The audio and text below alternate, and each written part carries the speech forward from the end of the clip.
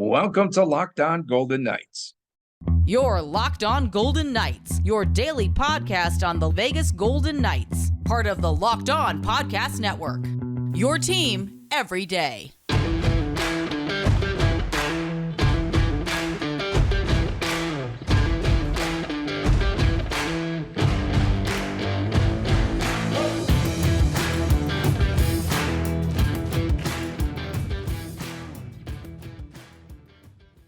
VGK scores twice in the third period to defeat Toronto 3-1 at T-Mobile Arena last night.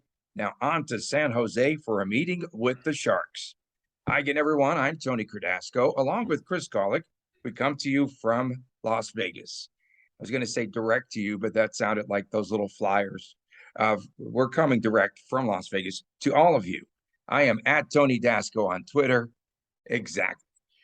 That is TD Chris G, Chris calling. We are at Locked On VGK, and don't forget to subscribe to our brand new YouTube channel, Locked On VGK. And so, Chris, VGK now visits SAP Arena as they take on the Sharks tonight. It'll be the tail end of the back-to-back. The Golden Knights handled matters last night in the front end as they defeat Toronto 3-1 on a couple of third period goals. Really good game. I thought one of the better games, well-rounded games, I should say, for VGK. Well, two good periods, at least. Chris, VGK came out very strong in the game. And we know that Phil Kessel, we thought had his 400th career goal, but that was taken down. A review showed that VGK was offside. They must have had a better angle than what we saw on TV. So the goal was taken down. And then seconds later, about 4 minutes into the game, Nick Waugh scores on an assist with Kessel assisting him on the power play. And that penalty was too many men on the ice. And unbeknownst to me, Toronto last year led the league in too many men on the ice with 12 penalties. 12 penalties last season. Second period, we saw William Nylander score. The third, just 42 seconds in, Chandler Stevenson scores. Your man, Michael Amadio, will Cotter ever see the ice again with his first of the season? 3-1, that's the final. Let's get some of your takeaways from last night's game. Fun. T-Mobile was certainly a nice rowdy environment. I think my opening tweet for the night was regarding all the blue and white of the Toronto Maple Leafs jerseys. And a lot of fun. It was a rowdy atmosphere last night. The Maple Leafs fans, they were Monday did not slow anyone down from spiriting. I guess you can. I don't know what our read is later, so I don't want to get too much into that part. But they were spiriting. They were in a good mood. They were rowdy. We had one Toronto Maple Leafs fan, one section over, maybe two sections over. This guy was just chirping the whole night. And finally, good old Lee, the Golden Knight, comes over, and the guy's trying to start a Go Leafs Go chance. And Lee right away just fires back with first round exit. And it was priceless. And another shout out to Lee, the Golden Knight. He actually came back to the same section in the third period. He never makes two trips to the cheap seats, folks. Never. And that's not a knock on him or the work or what the Golden Knights production team does. It's just, it's a big arena. You only got 60 minutes to do your thing. He made a point to come back last night and get the final word against that Leafs fan. So a lot of fun, something you're not going to catch on TV, folks. That's the type of stuff that I want to try and share with you a little bit. The Kessel goal, that was pretty funny. I'm not going to lie. It was unfortunate it was taken back. Right call, whatever. But who was offside? Who was offside on that play? I forgot. I caught it. I was actually looking down tweeting. Take one guess. Just one guess. Carlson. Yeah, you're right. That's who it was. Spoiler. Okay, fine. So moving on from that, Carlson was offside. I'm over it. It was funny so they do a big celebration for Phil Kessel scoring his 400th goal. They make the announcement, and then the ref goes, the play is under review, and all of a sudden you see what happens. Then Kessel gets the assist, 22 seconds later, whatever it is, and PA Bruce, game day Bruce, if you will, the PA announcer, his voice inflection was just great when he calls the assist. And I sent him a text right afterwards, and we had a fun, playful exchange about it. But, fun night, good nights, complete-ish night. But, the second period, there's a concern. And I wish I had attended this game on my credentials, because I would have found a way to politely ask about what's what Cassidy attributes to the second period. This is now 4 games in a row. VGK has been outscored in the second period. So that's a concern. The better teams will put VGK away in the second if we can't find a way to overcome that. Back to back against the San Jose Sharks, who shouldn't outscore us in any of the periods tonight. So hopefully we can right the ship in the second period and don't look past this one either. Yeah, and a nice rebound appearance last night by Logan Thompson, who stops 22 shots, albeit the post was his friend. You know, his mentor is Marc-Andre Fleury. He should be kissing the post because 3 times they rang it up there in the game, did Toronto. And, you know, there were some moments there. Austin Matthews just, I don't know how he hits the post there, but they had a major scramble in front of the net. What really impressed me, though, was that Logan Thompson just pretty much stood his ground in all those scrambles. And there were many. And there should have been more scoring on both ends. I know Bruce Cassidy, after the game, said Stevenson himself should have had 3 or 4 goals.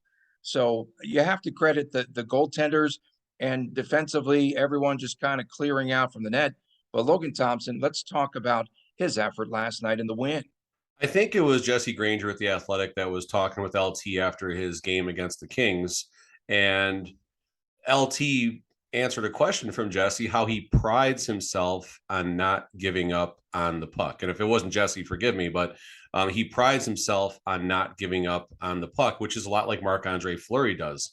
I think, and I don't have the stats in front of me, I think LT is a little bit of a bigger body than Marc-Andre Fleury, so he doesn't have to sell out as much in those high danger, crazy type moments. Although it was pretty funny on the one scramble I think you're alluding to where the puck does go off the post. I think from the numbers up, we're in the net, and LT had his butt facing the play, and it just seems to always happen to goalies like once or twice a game where there's just this crazy moment, and yeah, somehow that puck rings off the post, stays out of the net.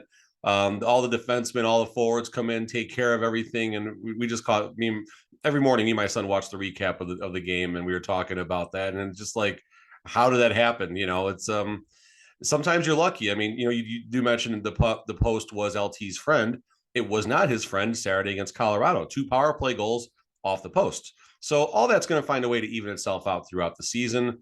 But Toronto's so much firepower. I'm glad at least for the moment. It seems like John Tavares is okay.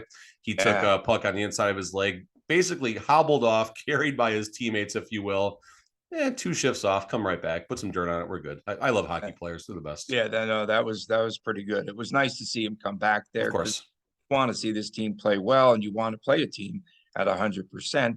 One of the areas that Bruce Cassidy touched on after the game last night was that he likes that the goaltender, so in this case last night was Thompson, he likes that they're starting to catch the puck and then getting it out and starting more or less the outlet and starting to get something going on the rush back the other way. That is a noticeable difference where in the past you might see goaltenders here with VGK just hang on to the puck. I like when they do that because, again, you might catch the defense on the fly. You might catch the defense, as we saw in that second goal, the Hague interception. I believe Toronto was on a change, you know, in that goal. So, yeah, I like what they're doing. I like a lot of what they're doing as far as trying to move the puck. So a couple things there. I think part 2 of what you were saying right there was what Cassidy also mentioned about LT's hockey IQ back there. And there's a couple of times where he is basically intentionally saving the puck and having it go over the glass. If it's a weak shot, you can angle it where it just bounces off your blocker and goes over. You might not be able to make a glove save and freeze the puck, but you can make sure it gets out of play without, you know, intentionally shooting the puck over the glass and getting a penalty. And there's a couple times when there were some long times. I think it was a long stretch in the second period. Again, we've talked about this in the past, but a long stretch in the second period where VGK was absolutely, you know, just fatigued and they couldn't get off the ice. And I think it was a lazy shot that came from the side, and LT just angles his blocker and gets it up. So it goes out of play. We get a change. I was kind of doing this while you were talking, trying to remember something, but Mike Smith, I believe there was a game in the playoffs, if I'm not mistaken, where he caught, I think it was it the Flames? Yeah. In overtime. And he caught him sleeping and made a great pass. And that's it. We I forgot talked who about scored that. the winner, but same thing. So yeah, the goalies are not just there to save pucks, folks. The goalies are there to, almost like soccer in a sense, where the goalies kind of manage the game and, try and, yell at the players, get them in the right spots and things like that. But then they're also going to, sometimes be the first, be the start of the breakout, right? Be the start of the breakout. Goalies certainly appreciate if you give them a second to play the puck if no one's around. If no one's around and the goalie makes a save, the ref does not need to blow the whistle instantly. If there's a player coming in, obviously, sure, you're going to, work it out then. But if there's no one around, the refs usually will give the goalies, a second, half a second to play the puck. And the refs kind of get to know the goalies and what their tendencies are as well. Some goalies aren't going to play the puck no matter who they are. But LT does have the IQ, if you will, to do things like that. And it's just a part of, everything kind of coming together. The team seems to be buying in right now. Everyone's on the same page. Cassidy is still giving us great sound bites in the post game about where he feels the team is at.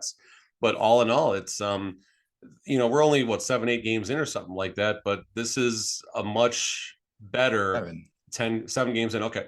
This is a much better start that we anticipated 7 games in. We didn't think it was going to be a bad start, but we felt it was going to be a work in progress. And if this is a work in progress right now, just imagine 15 games, what we're going to be saying. Yeah, for sure. And, I kind of liken it to the pace of play, right? In basketball, and teams that aren't good pace of play aren't winning games. And so again, if you get that puck out and you start on the rush and your entries are clean, I think you're going to have more success. Cassidy did say that players 1 through 20, he thought that they were on fire last night. He thought that they played really well. He said that they were on. And then one of the other areas that Cassidy talked about, he said, well, 2 areas. He said that he felt that through the neutral zone, they played very well last night, did the VGK. And then he liked the defensive zone play was pretty good. No doubt. And before we move on here, I definitely wanted to kind of talk about line 3 a little bit. So they loaded up last night. Line 1, Stevie, Eichel, and Stone. Awesome chemistry, especially with Stevenson and Eichel last night. Those two on the same line. It was always, what is Stone and Eichel going to do together? No, I think it's what Stevie and Eichel are going to do together. There was the one pass in the third right across. I don't know how he got that across to Stevenson. It was probably one of the ones that Cassidy said he should have scored. But line 2, the Misfits are back together, at least temporarily, and they had their moments. They had pressure last night. Going to line 4, another good line 4 game. Will Carrier, he's going to get one of these goals eventually, folks, where he comes in from the right side and kind of cuts across and goes backhand. But Carrier is creating chances. Line 4 is doing what line 4 is supposed to do.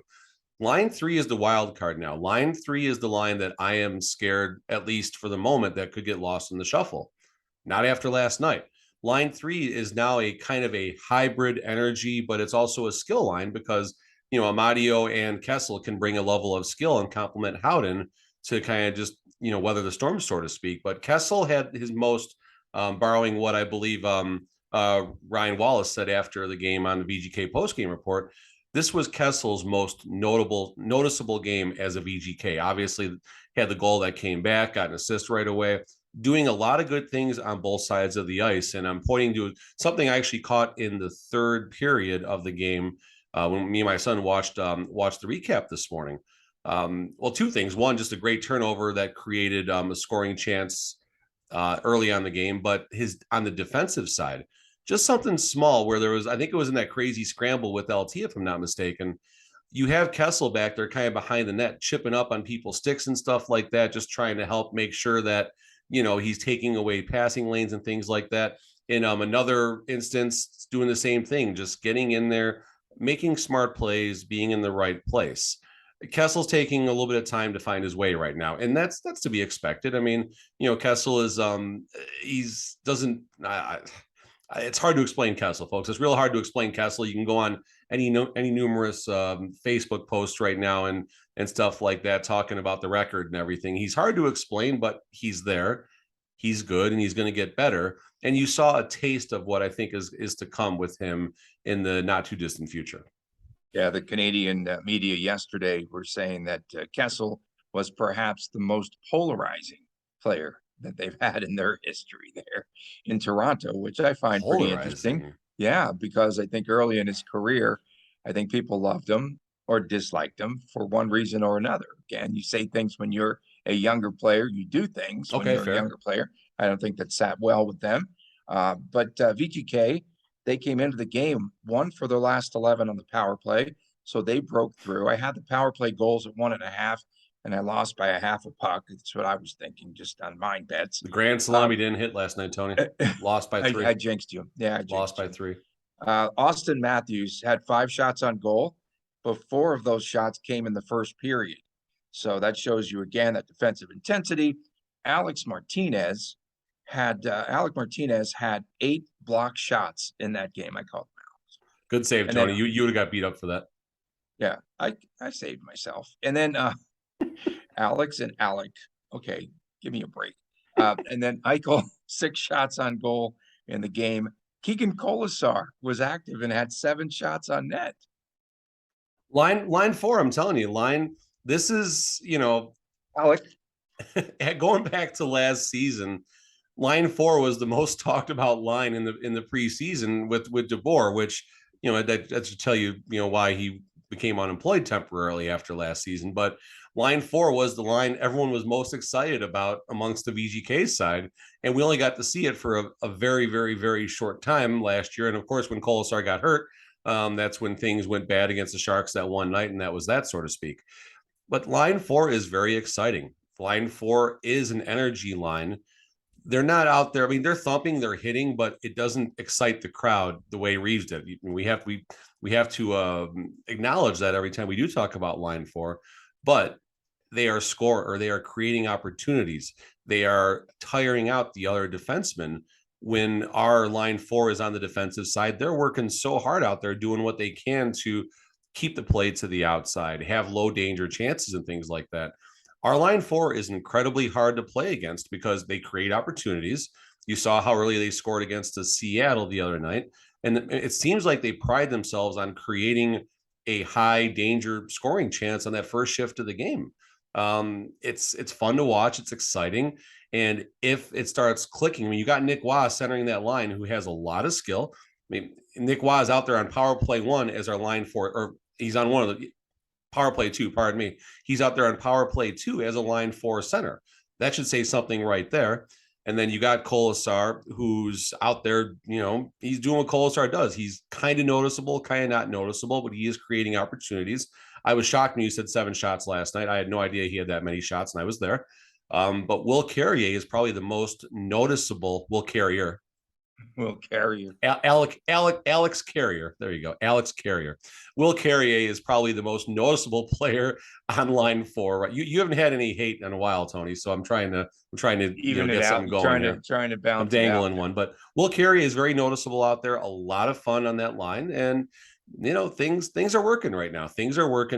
And as I said a few minutes ago, we were concerned about the first, 10 games. We kind of wait and see what happens. And I think, maybe early next week, we'll kind of have an overall, not just Cassidy, but an overall progress report about how we feel things are going. Coming up next, we'll take a look as VGK will preview the VGK's game against San Jose, the Sharks in San Jose tonight, tail end of the back-to-back. Back with more after this on Locked On Golden Knights. Our next partner has a product that I literally use every day. I started taking athletic greens because really I didn't have time to eat a full meal in the morning, particularly. Needed more energy. It optimized my immune system, all those things. And now I've been on it for a few months, and I really do love it. It doesn't taste like it's super healthy or chalky or anything like that. It has this mild and tropical taste I actually look forward to each and every morning. So what is this stuff? With one delicious scoop of athletic greens, you are absorbing 75 high-quality vitamins, minerals, whole food source superfoods, probiotics, and adaptogens to help you start your day off right. Special blend of ingredients supports your gut health, your nervous system, your immune system, your energy recovery, focus, and aging, all the things. And it really does help me to sleep much better. And again, send it to your family if you have it. Turn people on to this product. It's really good, and it's lifestyle friendly. Again, it contains less than 1 gram of sugar, I should say. No GMOs, no nasty chemicals, no artificial anything, really. It still tastes good, and it does support better sleep quality, recovery, supports the best things. And of course, they do use the best of the best products based on the latest science. So there are a lot of testimonials about Athletic Greens, over 7,000 5-star reviews recommended by professional athletes, trusted by leading health experts, and so on. For every purchase, they also donate money to organizations like No Kid Hungry here in the U.S. So they do a lot of really good things. To make it easy, Athletic Greens is going to give you a free 1-year supply of immune-supporting vitamin D and five free travel packs with your first purchase. All you have to do is visit athleticgreens.com/NHL Network. Again, athleticgreens.com/NHL Network to take ownership over your health and to pick up the ultimate daily nutritional insurance. Welcome back to Locked On Golden Knights. Tony Cardasco, Chris Golick from Las Vegas. Thank you for making us your first listen each and every day. What's number 5? There was 5 things in your read. Five. I was complimenting you. Oh, thanks. Thank you so much. A little shaky on that read this morning, but tonight we've got the San Jose Sharks. Speaking of shaky, we got the San Jose Sharks. Keep going. I know this is one of your favorite teams throughout the NHL, maybe one of your favorite sports teams, period. 2-5, they come out of the chute, but they have wins over the Flyers over the weekend, and they beat my Rangers in New York, which really ticked me off. And in the recent win, the Sharks, James Reimer, 30 saves in that game. They're getting better goaltending these days. Erik Karlsson scored. Steven Lorenz scored. Nico Sturm. Isn't Nico Sturm the player that Cotter upended in that preseason game? I think so. Big guy. Yeah. In any event, but sure. San Jose hasn't beaten VGK, or they hadn't beaten the VGK at the SAP Center since Marc-Andre Fleury was in net. 7 straight VGK wins there in San Jose. That was the Barclay Goodrow goal. Of course, we know, well documented. Game 7, 2019 now. Holy smokes. In any event, but that April 24th game of a season ago here in Las Vegas is one that really is the one that VGK wants to atone for, let's say. They lost 5-4 in the shootout. And again, they played the role of spoiler as VGK was making a late playoff run. VGK led in that game 4-2, Chris. Again, 2 minutes remaining. They get the 2 goals. Timo Meier ties the game, the equalizer, with 0.9 seconds remaining on the clock. They send it to OT. Thomas Bordeleau with the game winner. And then I remember before that game where Timo Meier said he called it the biggest game of the year for the Sharks. So is that Bordeleau? Did they hang that banner with Bordeleau's name on it up there at the SAP Center?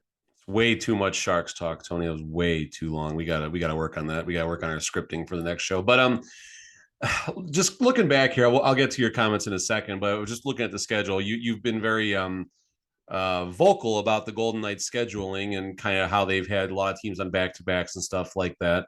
VGK has a back-to-back now that we're obviously, but looking at the schedule, this is their 7th or 8th game, but they don't have to travel to another time zone, Mr. Golick. No, but what I'm getting at here is San Jose's had a rough start though. San Jose plays their first 2 games overseas, I believe. Or no. Yeah. They play their first 2 games overseas against Nashville, and it ruined both of those teams, I think. They get 2 home games in a row, back to back. They lose them both, Carolina and Chicago. And then they go to the East Coast, Islanders, Rangers, Devils, Flyers, and now they're back. So this is that 6-game homestand coming up for you. Yeah, fine.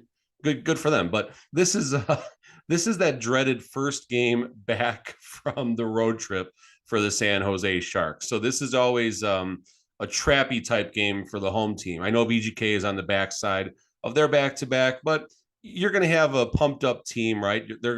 This is their Super Bowl, right? The few times that the Golden Knights visit the visit San Jose. This reminds me of when the Blackhawks were an absolutely, for lack of a better term, garbage product on the ice. Yes, I said garbage product. I compared that to the San Jose Shark. They were a garbage product on the ice.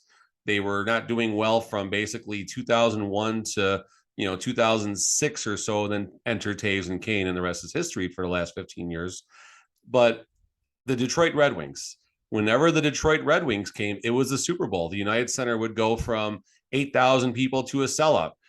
Jeremy Piven, actor, very famously, it was a real fun advertisement. I'll bet you can find this on YouTube. It was Jeremy Piven talking about being at the Blackhawks games, going with his dad and all the excitement. And then all of a sudden he just yells, "Detroit sucks." And that started the Detroit sucks chant. So where I'm going with this is, the Blackhawks always got up whenever the Red Wings came. The fans always came, and it was exciting. It was a fun time there. And this is a similar environment for the San Jose Sharks. Not a lot to be excited for in San Jose. They finally have started their rebuild, which is a good thing for them. It's good that they'll become more competitive 10, 12, 13 years down the road from now. They're terrible. So we'll see how that shakes out. And VGK has got to be ready for this game. All kidding aside, VGK does need to be ready for this game. They are on the back-to-back. San Jose will have a fun crowd tonight. They'll be excited. Obviously, they haven't forgotten about not a major any more than we have in that moment. And there's a banner somewhere up in the rafters, maybe two. So VGK has got to be ready. They got to get out with 2 points. And then are we off all the way until Friday then?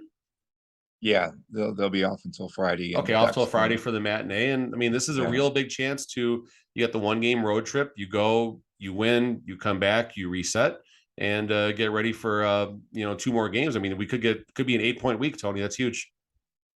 The top line for the Sharks of Tomas Hertl, Timo Meier, and Alexander Barabanov struggling right now.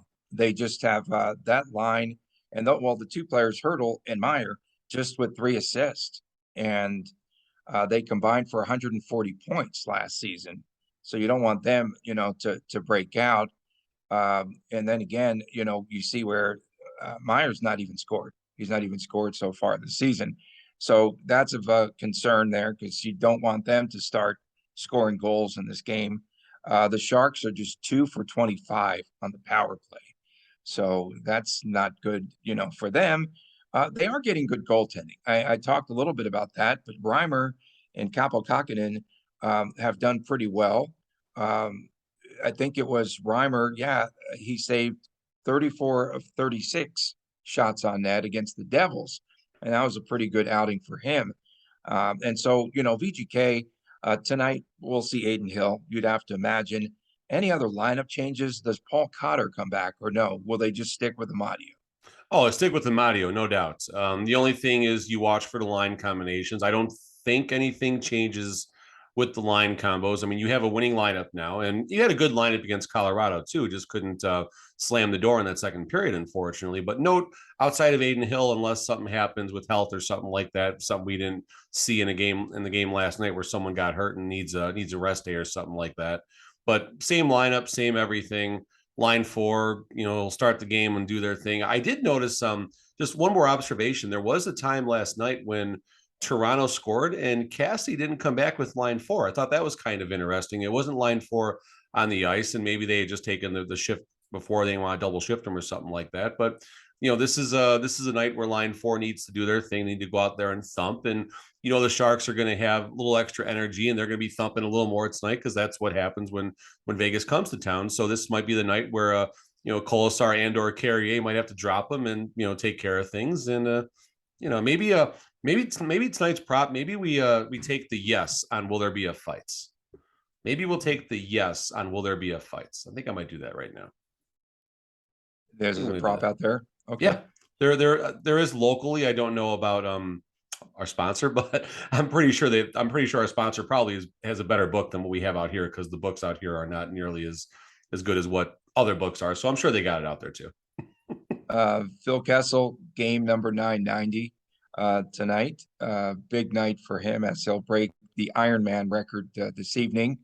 And I'm just curious, what will San Jose do? Like, stop the game, give him the puck, or right after? Oh no, they will. There will definitely be. All right. You think there'll be a ceremony of sorts? Plus 320 for yes, will there be a fight? I just made the bet, by the way. Oh no, definitely.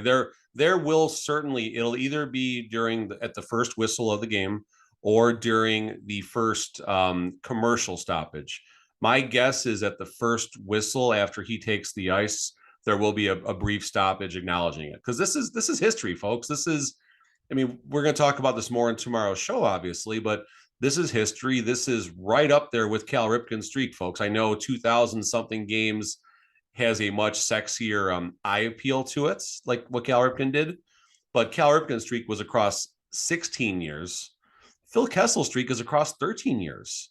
And you can argue what's more strenuous on the body, 160 plus baseball games or 80 plus hockey games and playoffs. We'll save that for tomorrow. But point being, this is a historic moment tonight.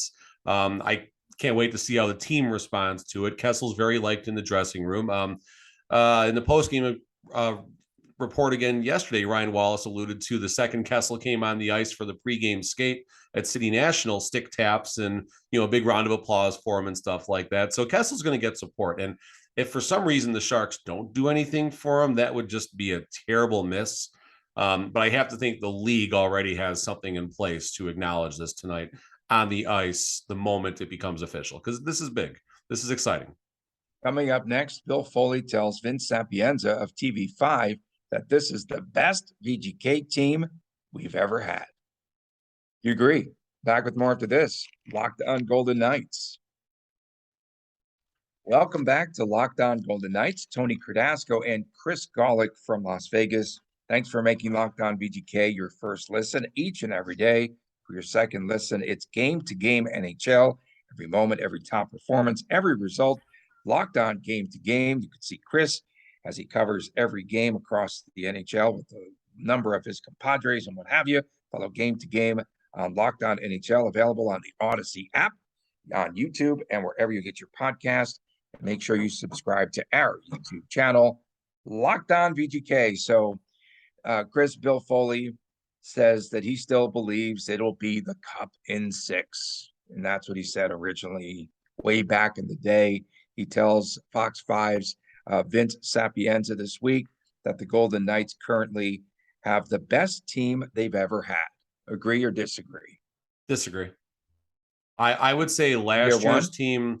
Last year's team. Year one. No, I think the year 2 team was better than the year 1 team on paper, to be honest with you. But, just unfortunate circumstances, poor coaching, unfortunate circumstances in season 2. I'll save that for another show.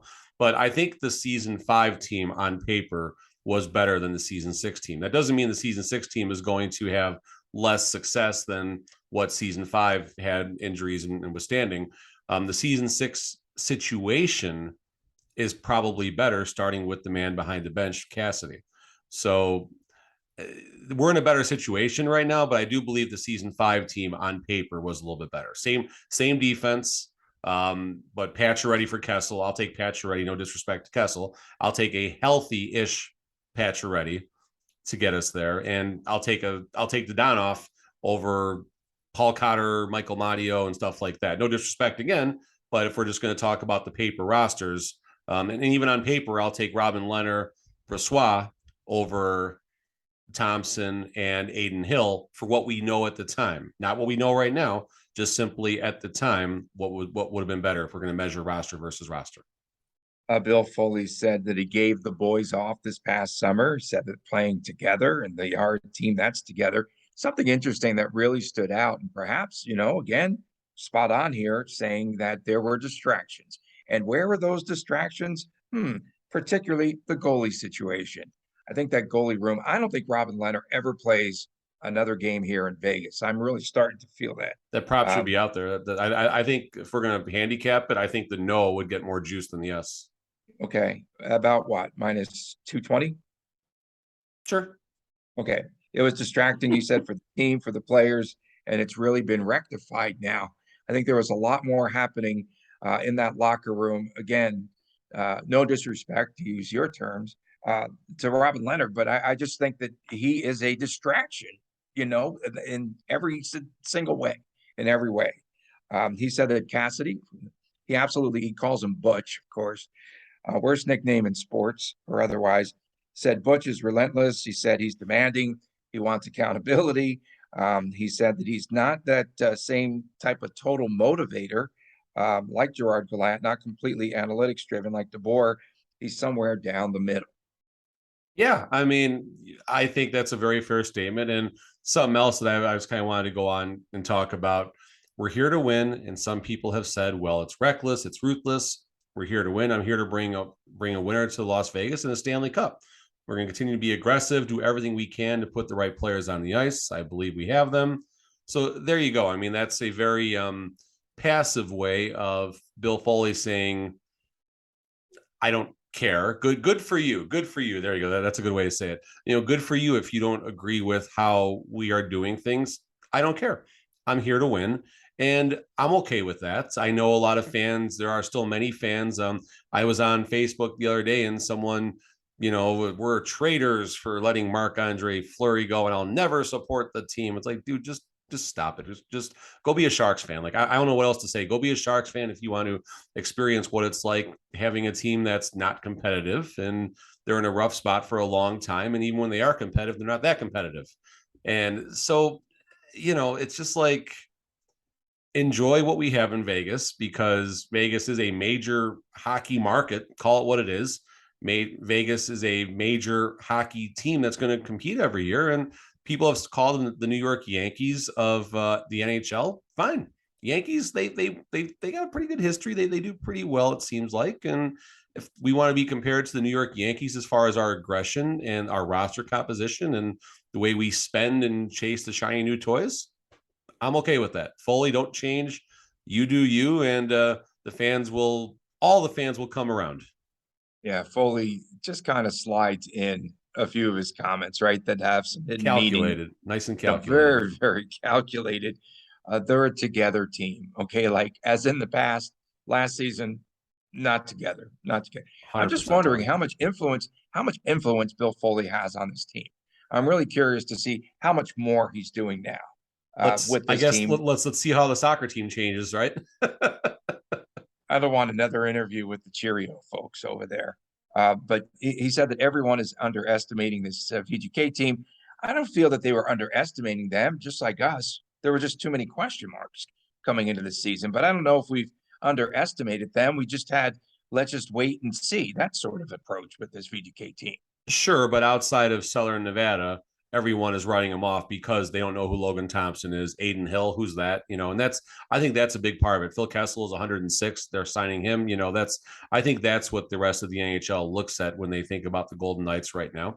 They don't look at Jack Eichel as the generational talent, which he's starting to maybe show that a little bit. And the way he's making other players click and improve and the solid defense that we have. And that's fine. We do well in the underdog role. We were an underdog once and things went pretty well. We were not an underdog for 4 years after that. Things didn't go as well. So I'm cool. Let's be the underdog. Let's do it. And I really know that the part of the show that everyone enjoys because they point to me, when I make a wrong prediction. That's really good. They're talking about accountability, but we're keeping them waiting to the very end of the show for prediction time. I'm going to go with a 5-4 shootout win for San Jose. San Jose -2, Vegas 167. Truly, give us a prediction. 7-4, 7-1 VGK. 7-1 VGK. Okay, we thank you all for tuning in. We're running out of time. We'll get back to it tomorrow morning. Thanks, everyone, for watching us on Twitter and listening to the show, making us your first listen every day. For my man, Chris Golick, I'm Tony Cardasco from Las Vegas. We thank you all for tuning in to Locked On Golden Knights.